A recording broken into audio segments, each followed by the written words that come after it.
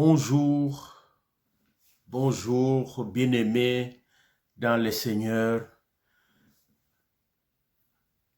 Nous vous accueillons au nom de notre Seigneur Jésus-Christ, l'homme de Galilée, l'homme de 33 ans, le ressuscité de Jérusalem. Bienvenue sur votre chaîne chrétienne Procès Mondial. Bienvenue aussi à cette première à l'émission Yeshurun. L'émission Yeshurun où nous essayons de retracer les Hébreux, le peuple hébreu qui a signé la première alliance, dite première alliance, au mont Sinaï avec l'Éternel des armées. Dans quel but? C'est pour établir un calendrier historique fiable. C'est le mandat que nous nous donnons dans cette émission. C'est notre première, comme je l'ai dit tout tantôt. Nous avons 3 émissions sur cette chaîne. Il y a l'émission Alarme qui est déjà entamée. Il y a l'émission Yeshurun et il y aura la 3e, c'est l'émission Le Juste, où nous partagerons la parole de Dieu de manière, disons, conventionnelle. Aujourd'hui à l'émission, nous sommes le 16 novembre 2020. Israël de Adam à Noé. Je répète, Israël de Adam à Noé. Mais avant d'entrer dans la matière, remettons tout entre les mains de l'Éternel. Éternel des armées, Dieu de gloire, Dieu tout-puissant, toi le maître du ciel et de la terre, toi qui changes les temps et les circonstances selon ta volonté, selon ta science, Seigneur. Nous nous soumettons à toi, Seigneur. Tu as permis à ce que nous puissions être là, Seigneur. Tu as permis à ce que ta parole puisse être prêchée dans le monde entier, Seigneur. En ces temps difficiles, que ta parole puisse exhorter, que ta parole puisse fortifier, que ta parole puisse aussi, surtout, sauver ceux qui ne le sont pas encore, Seigneur, car les temps sont durs. Père, que le serviteur s'efface, que toi tu prennes toute la place, Seigneur, et que ta puissance puisse nous accompagner et que toi seul parles pour édifier ton peuple. Gloire à toi, Papa, gloire à ta mission. Ainsi nous t'avons prié, au nom puissant de roi, notre Seigneur Jésus-Christ. Nous disons Amen. Bien-aimés dans le Seigneur, nous nous adressons aujourd'hui aux bien-aimés. Les tons est différent des autres émissions. Alors, Israël de Adam à Noé. Pour introduire le sujet, je voudrais d'abord mettre quelques termes au clair pour savoir de quoi on parle. Je commence par le mot hébreu. Le mot hébreu dans les Écritures, ça vient de fils d'Héber. Le fils d'Héber, c'est l'un des ancêtres d'Abraham. Vous verrez ça dans Genèse chapitre 10, verset 21, si je ne me trompe pas.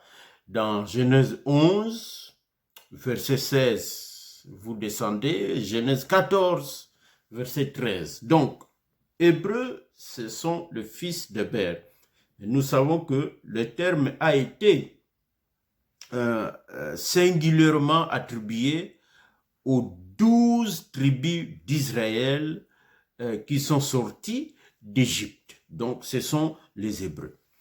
Quand on dit Israélite, qu'est-ce que ça veut dire? Israélites, c'est les descendants d'Israël, donc les enfants d'Israël. Israël, c'est Jacob. Ou bien, plus tard dans la marche du pays. Évidemment, quand ils vont conquérir Canaan, le pays va prendre le nom Israël. Et plus tard, quand il y aura scission, division du royaume en deux, il y aura Israël, le royaume du nord, et le royaume de Juda au sud. Donc, le mot israélite est attribué à tous les enfants de Jacob. Donc, les 12 tribus qui sont sorties d'Égypte. Ce sont des Israélites. Le juif, d'où vient ce terme? Le terme vient des Judéens, donc les habitants du royaume de Juda. On les a appelés les Judéens. Et le terme a évolué plus tard pour devenir, au lieu des Judéens, c'est devenu des Juifs. Et plus tard aussi, le nom juif a été élargi aux 12 tribus d'Israël. Donc aujourd'hui, quand on dit juif, donc on s'adresse en théorie aux 12 tribus d'Israël. Donc, dans notre émission, nous retenons les deux termes, c'est-à-dire israélite ou hébreu. Donc, c'est plus précis, nous pensons. Il faut distinguer, et ça c'est très important, Israéliens des Israélites. Israéliens, c'est des citoyens qui habitent le pays d'Israël aujourd'hui. Je répète, Israéliens, c'est les citoyens qui habitent le pays d'Israël aujourd'hui. Depuis 1948, que l'État hébreu a été créé ou recréé. Mais tout Israélien n'est pas nécessairement israélite. En tout cas, dans l'absolu. Tout Israélien n'est pas nécessairement israélite. Et tout Israélite n'est pas nécessairement israélien. Donc, c'est très, très important à savoir. Ne prenez pas, nous conseillons aux bien-aimés, en tout cas, de ne pas prendre pour acquis la réalité sociopolitique internationale et les coller aux prophéties eschatologiques. Donc, la réalité sociopolitique internationale, donc en particulier ce qui se passe à Jérusalem et les habitants, et coller ça sur nos interprétations eschatologiques, donc les interprétations associées à la fin des temps. Donc, c'est très important, c'est très, très important à savoir. Donc, à l'époque, par exemple, de Paul, on savait qui était hébreu ou israélite et qui était païen ou qui était des nations. On le savait. La distinction était claire. Mais aujourd'hui, c'est compliqué. Donc, nous ne prenons pas pour acquis toute chose, excepté Jérusalem, la ville du grand roi. Deuxième chose dont je voulais vous parler, introduire, le terme Yeshurun, le nom de l'émission, je vous renvoie à l'émission de présentation de la chaîne. Là, j'ai détaillé un peu. Au fond, Yeshurun veut dire Israël. C'est un nom aussi de ce pays-là ou de ce peuple-là. C'est Yeshurun. Ça a été utilisé par Moïse, par Ésaïe. Bref, je vous renvoie à cette émission avec des références bibliques. Donc, dans cette émission, le but, nous utilisons des données historiques de la Bible. La Bible n'est pas un livre d'histoire, on le répète souvent, mais Et Dieu est le maître des temps et des circonstances. Rappelez-vous de cela. Donc, il y a quand même des données historiques dans la Bible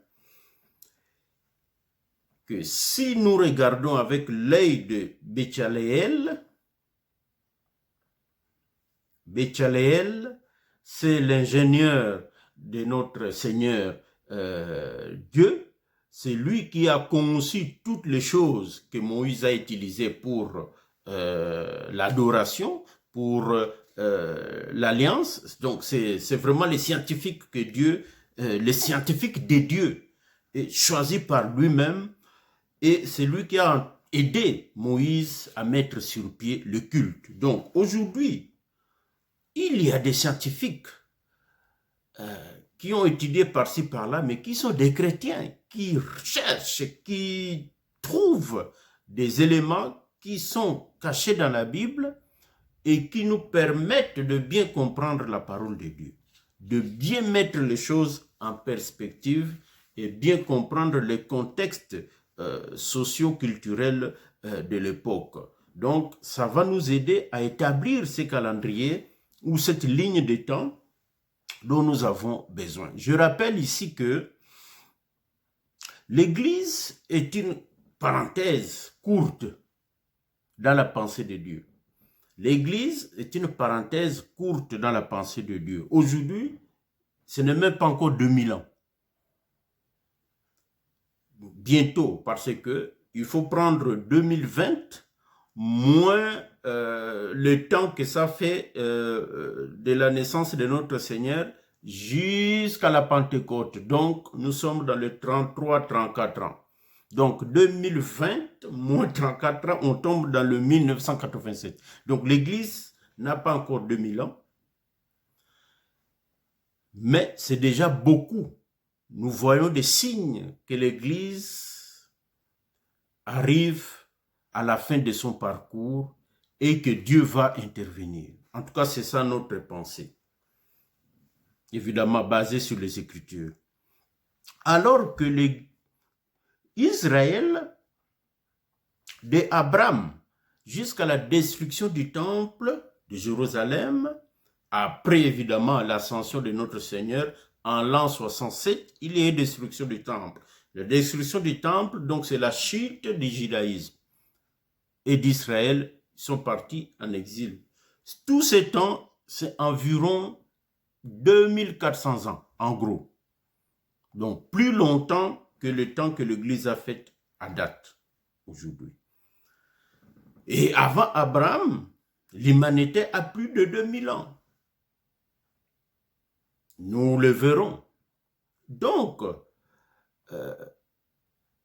pour avoir un calendrier plus précis, il faut vraiment sortir du temps de l'Église, aller voir le temps d'Israël et même au-delà. Nous allons le voir. Donc, c'est tout un chantier bien-aimé que nous nous proposons dans cette émission. Nous aurons dans les émissions futures l'année prochaine, si Dieu nous aide vraiment, nous aurons des invités, des experts dans les domaines, dans multiples domaines, pour nous éclairer dans cette émission. Voilà vraiment notre introduction. Alors, elle était longue, oui, c'est la première émission, mais permettez-moi, il fallait que je mette cela vraiment sur la table. C'est très important. Aujourd'hui, nous allons prendre notre texte de base. Nous allons mettre la table pour toutes les émissions futures. Deutéronome, chapitre 4, du verset 25 au verset 32. Deutéronome, chapitre 4, 25 à 32.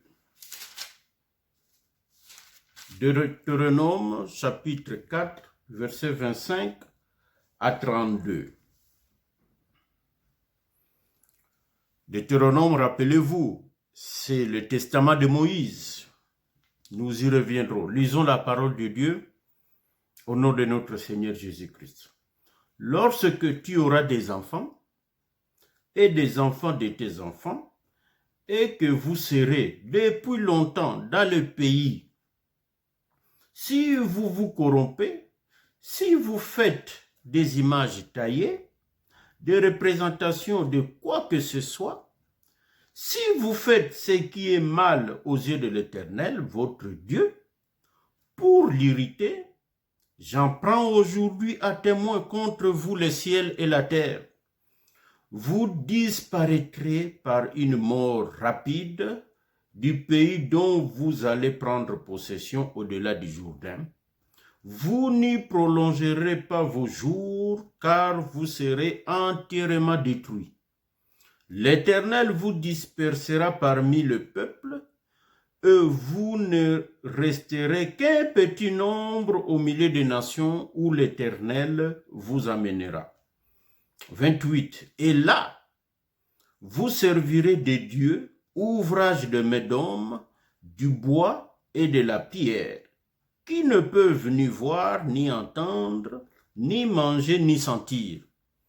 C'est de là aussi que tu chercheras l'Éternel ton Dieu, et que tu le trouveras si tu le cherches de tout ton cœur et de toute ton âme. 30.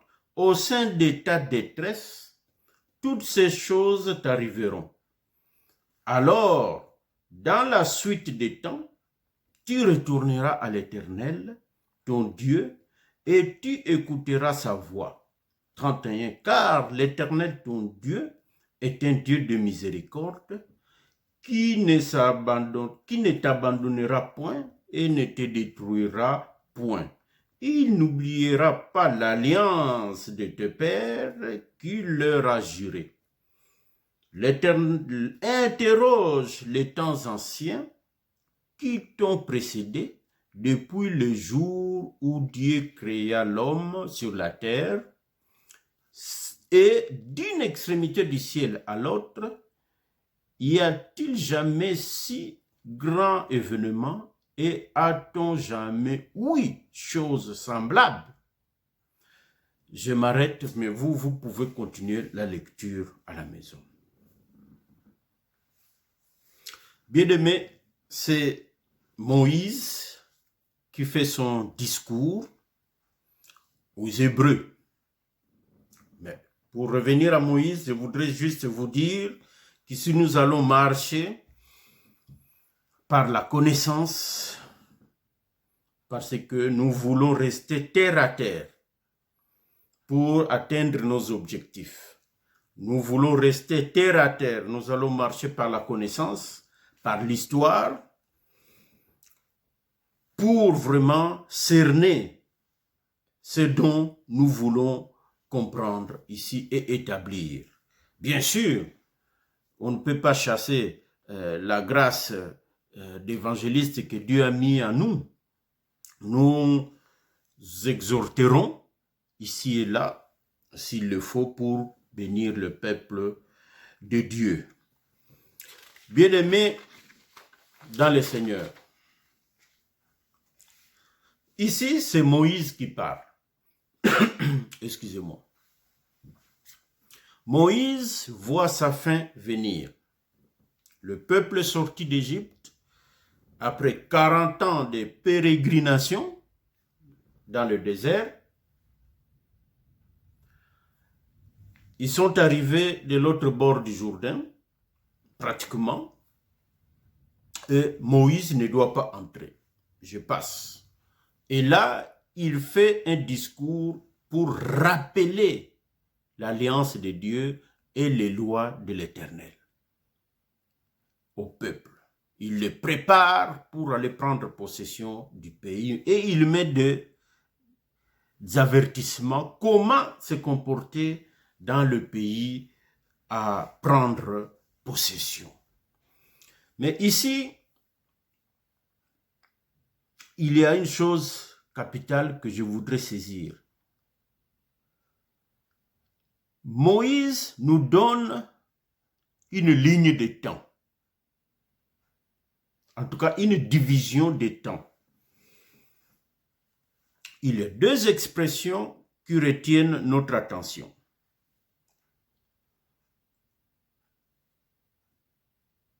Moïse parle dans la suite des temps.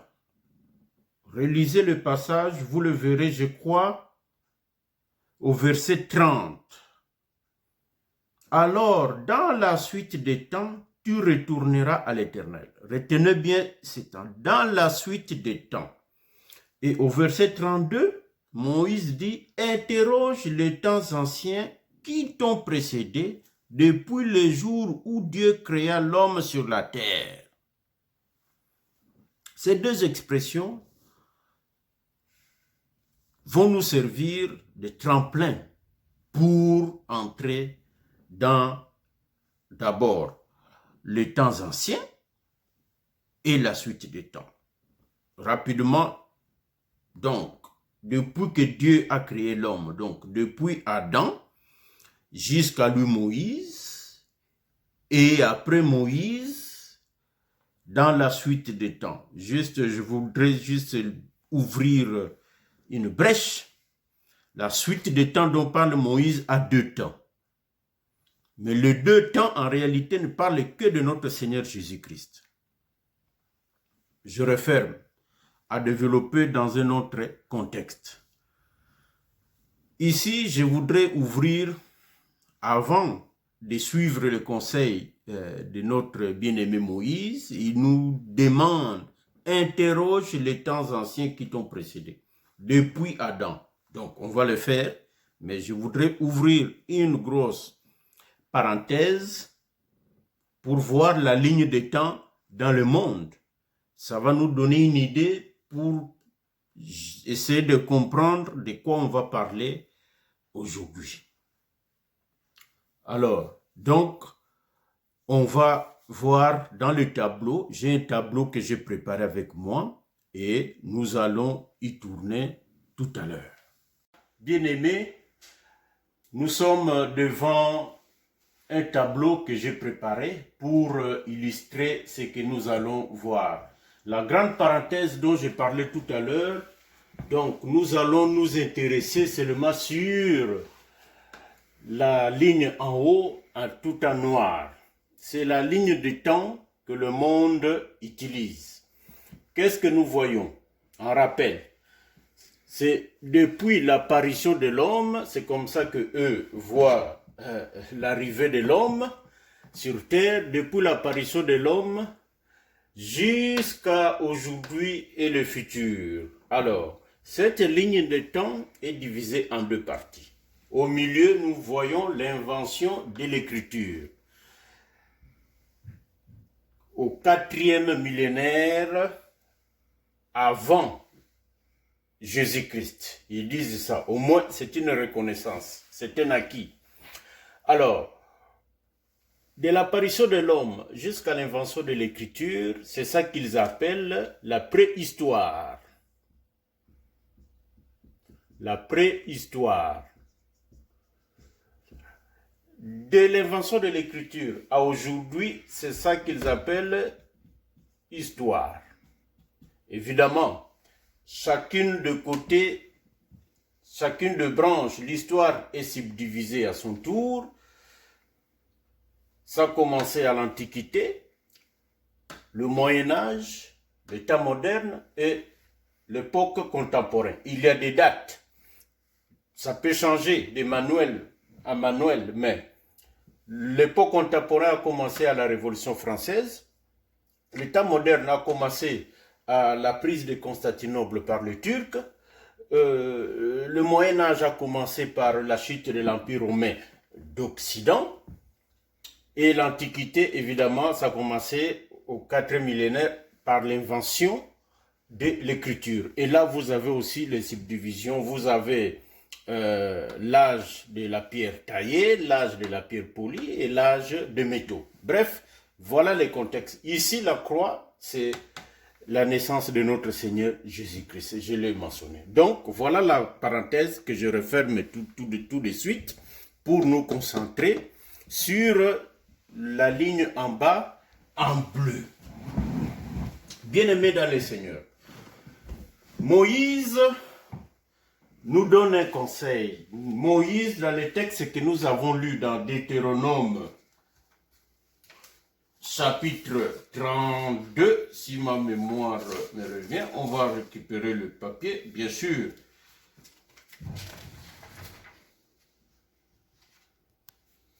Deutéronome chapitre 4, le verset 25 à 32. Le bien-aimé Moïse nous dit, interroge les temps anciens, depuis que Dieu a créé l'homme sur la terre. C'est ça que nous allons faire. Alors, nous sommes retournés dans Genèse, Genèse chapitre 5. À partir, vous pouvez commencer au premier verset, mais prenons à partir du verset 3. Alors, le bien-aimé Moïse a déjà donné une certaine division des temps, les temps anciens, depuis que Dieu a créé l'homme, rappelez-vous, et la suite des temps en passant par lui, Moïse. Ici, j'ai une ligne avec moi. Nous allons voir de Adam au déluge, donc à Noé. Alors, j'ai placé le bien-aimé Adam ici depuis la chute. Bien sûr, l'Écriture dit que depuis que Dieu a créé l'homme, mais ça c'est la lettre. Nous savons que dans le jardin d'Éden, l'homme n'avait pas besoin de compter ses jours parce qu'il devrait y vivre éternellement.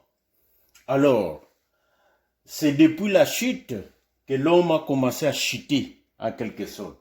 L'homme a commencé à se dégrader et l'homme a commencé à vieillir. Il a commencé à compter ses jours en ce moment-là. Donc, depuis la chute d'Adam jusqu'à Noé.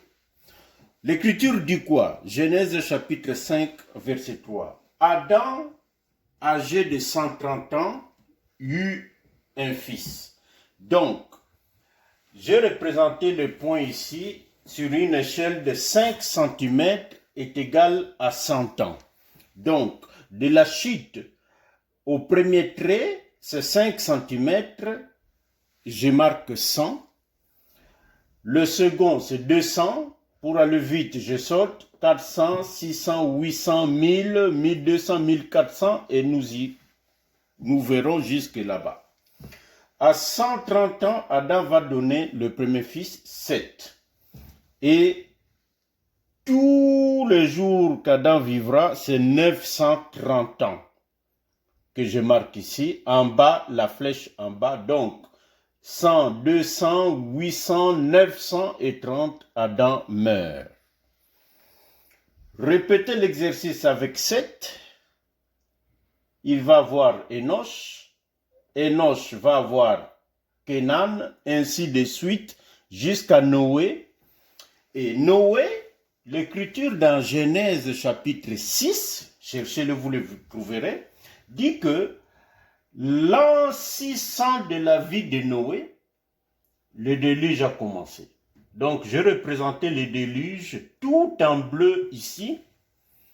Le déluge. Donc, Noé avait 600 ans. Je compte donc, vous comptez, vous mettez votre règle, vous comptez 600 ans et vous marquez le déluge. Voilà un peu l'exercice avec cette échelle que j'ai utilisée. Vous pouvez grossir. Donc, vous pouvez faire par exemple 10 cm pour 100 ans. Ou plus même parce que je n'ai pas d'espace. Quelle est la première leçon? Je vais m'asseoir. Quelle est la première leçon que nous pouvons tirer de cet exercice? Bien aimé. Vraiment, ça fait, je dirais, plus de 10 ans que le Seigneur m'a révélé ces choses et j'ai étudié cela avec l'aide du Saint-Esprit et aujourd'hui, nous allons voir le fruit de cette révélation. Alors, la première leçon, c'est facile. Donc, de la chute du bien-aimé Adam jusqu'au déluge, nous avons 1660 1650-1660 années. Donc, moins de 17 siècles. Le déluge a frappé. Ça, c'est la première leçon. Nous y reviendrons. Nous mettons ça dans notre banque des données. Deuxième leçon. Qu'est-ce que nous voyons? On rappelle, pour ceux qui veulent compléter l'information ou l'enseignement, allez sur notre site YouTube, l'ancien site où nous avions parlé du millénium d'Adam. Allez sur Kwamambu et cherchez l'émission Constellation Mambu. Nous parlons de la malédiction d'Adam. Et là, aujourd'hui, qu'est-ce qu'on peut ajouter comme enseignement sur ça? Deuxième leçon, c'est que le bien-aimé Adam va faire 930 ans. Vous voyez que c'est proche de 1000 ans. Donc, le premier millénium de l'humanité. On ne peut pas parler du millénium de Christ, le dernier de l'humanité, sans parler du millénium d'Adam, le premier de l'humanité. C'est très important. Donc, nous voyons que le bien-aimé Adam a régné pendant pratiquement 1000 ans et il est mort avant d'atteindre 1000 ans. Mais, qui est Adam? Qui était Adam? Pour comprendre les effets de sa mort. Le bien-aimé Adam, c'était l'homme fait de main de notre Seigneur, Dieu. Le bien-aimé Adam était le premier serviteur de Dieu sur terre. Il était le pasteur. Il était l'évangéliste. Il était le prophète. Il était l'apôtre. Il était le docteur. Le premier. Le bien-aimé Adam, c'était l'ancien des jours. L'homme que tout le monde devrait trouver sur terre. Mais le bien-aimé Adam est tombé en disgrâce. Et sa mort a frappé l'humanité d'une tristesse énorme. La mort du bien-aimé Adam a même causé de chagrin, même aux enfants de Dieu de l'époque. Pourquoi nous le disons? Nous le disons en se référant au bien-aimé Paul qui s'adresse aux Thessaloniciens. La première épître de Paul aux Thessaloniciens où il parle de l'enlèvement. Il parle pour exhorter, pour fortifier le bien-aimé qui était dans des temps de détresse, dans des temps de persécution, dans des temps de doute. Il leur a donné une révélation sur l'enlèvement de l'Église. Il a parlé de la résurrection des morts d'abord, du changement du corps de vivant de ces temps, rassemblés et montés vers la rencontre de l'époux dans les airs. Donc, c'est ça que nous comprenons ici, bien-aimés. La mort d'Adam ayant plongé l'humanité dans la tristesse et les saints de l'époque, Dieu va faire une démonstration de puissance, de force. Le bien-aimé Enoch va être enlevé. Bien-aimé Enoch ne va pas vivre longtemps sur terre. En gros, c'est 360 ou 365 jours sur terre et Dieu va l'enlever tout juste avant de compléter le millénium d'Adam. Donc, nous comprenons que la mort du bien-aimé Adam, la flèche en bas, et l'enlèvement du bien-aimé Enoch, la flèche en haut, il y a un lien à faire. Et le millénium, ici-là, il y a un lien à faire entre les deux événements, je dirais même les trois. Donc, Dieu, dans sa souveraineté, devrait faire un acte de puissance pour consoler les saints, pour exhorter les saints de garder la foi, parce que lui était capable, il contrôle les choses. Ce n'est pas parce que Adam est mort et que Dieu avait perdu le contrôle de toutes choses, bien-aimés. Il y a plein de leçons à tirer ici, bien-aimés. La troisième leçon qu'on peut tirer de ces schémas, c'est que c'est en lien avec Enoch. C'est la campagne d'évangélisation que Dieu lui-même va être l'initiateur. Pourquoi nous le disons? C'est que Genèse chapitre 4 au verset 26, si ma mémoire est bonne, à la naissance du bien-aimé Enoch, l'humanité va commencer à invoquer le nom de l'Éternel. C'est ça que l'Écriture nous dit. Et vous savez que vous ne pouvez pas invoquer le nom de Dieu sans que Dieu se révèle à vous. Sinon, votre invocation va être stérile. Il faut que Dieu se révèle à vous. Il faut que Dieu se dévoile pour que vous puissiez vous référer à lui. Or, toute révélation de Dieu, tout dévoilement que Dieu fait à l'homme, c'est une évangélisation. Dieu ici, c'est l'évangéliste par excellence et il a commencé une campagne d'évangélisation pour anticiper la disparition d'Adam.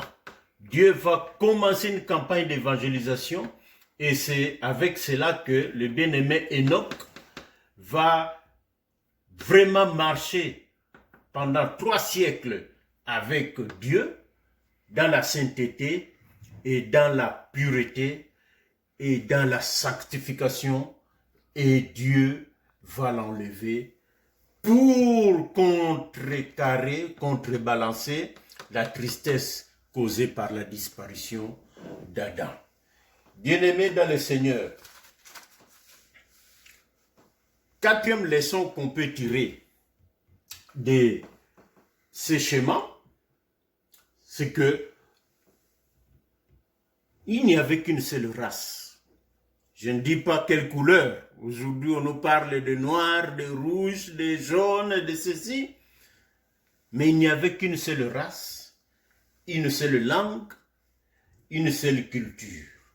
Et toute cette génération va mourir, soit avant le déluge, c'est le cas de Métouchéla, c'était l'homme le plus vieux de tous les temps, 969 ans, Métouchéla. C'est qui Métouchéla? Et c'est le fils du bien-aimé Enoch. Donc, sa longévité, c'est une récompense de sa fidélité à Dieu. Même le bien-aimé Lémec, qui était le père de Noé, Lémec va mourir aussi avant le déluge. Faites bien les calculs, c'est bien, bel et bien avant le déluge, il va mourir à 777 ans. 777 ans, comme disent les Belges. Alors, sauf, évidemment, les autres vont mourir au déluge, pendant le déluge, sauf 8 personnes qui vont traverser de l'autre côté. Qui sont-ils? Qui sont-elles? C'est Noé, sa femme, les 3 fils de Noé et leurs épouses vont, donc au total de 8, vont passer de l'autre côté. Bien aimé, dans tout ça, évidemment, on ne peut pas exploiter tout maintenant. Il y a plein à exploiter, mais je résume, je synthétise. Dans tout ça, où est Israël? Dans tout ça, où est Israël, bien-aimé? Israël, c'est le mystère caché de tous les temps à cette époque. Comme l'Église le sera plus tard. C'est le mystère caché de ces temps. Israël se cache de rein en rein parmi les patriarches qui vont se succéder. Israël va marcher de rein en rein. Quand nous parlons de rein, ici, comprenez le langage de la Bible, Israël va se cacher chez l'homme, chez les patriarches. Il va marcher comme ça, caché à Noé, et Israël va traverser caché. C'est encore le mystère caché de cette époque-là. Et Dieu avait un plan, et Dieu marchait avec ses plans, et le plan d'Israël était caché à ce moment-là. Bien-aimés, voilà ce que le tableau nous donne à ce point. Il y a beaucoup de matières que vous pouvez exploiter, mais pour qui concerne notre sujet, Israël, de Adam à Noé, voilà ce que nous pouvons dire à ce sujet. Donc, nous allons quitter les tableaux pour continuer notre émission.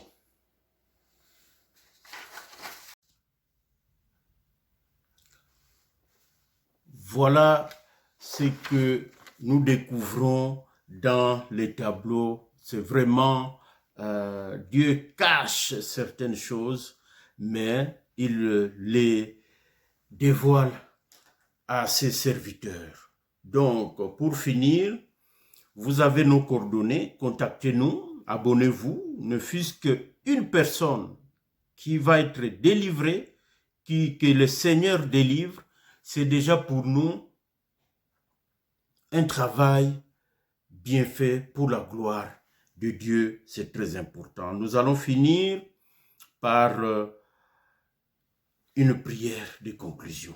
Prions. Éternel Dieu de gloire, Dieu Tout-Puissant, merci Papa pour tes enseignements. Merci pour cette émission, Seigneur. Nous voyons plus clair que toi, tu es le maître des temps et des circonstances. Toi qui n'abandonnes pas les gens qui t'invoquent. Toi qui prépares des plans depuis la nuit des temps pour tes saints, pour tes enfants, Seigneur. Et que si quelqu'un souffre en ce moment, Seigneur, visite cette personne. Si un bien-aimé est en détresse, visite cette personne, Seigneur. Apporte la consolation, Seigneur. Apporte le secours, la fortification spirituelle. Si une âme est touchée pour être délivrée, Seigneur, c'est toi qui délivres, Papa. C'est toi qui transformes. C'est toi qui sauves. Tu es le sauveur. C'est ta mission, Seigneur. Gloire à toi, Papa. Gloire à toi, Seigneur.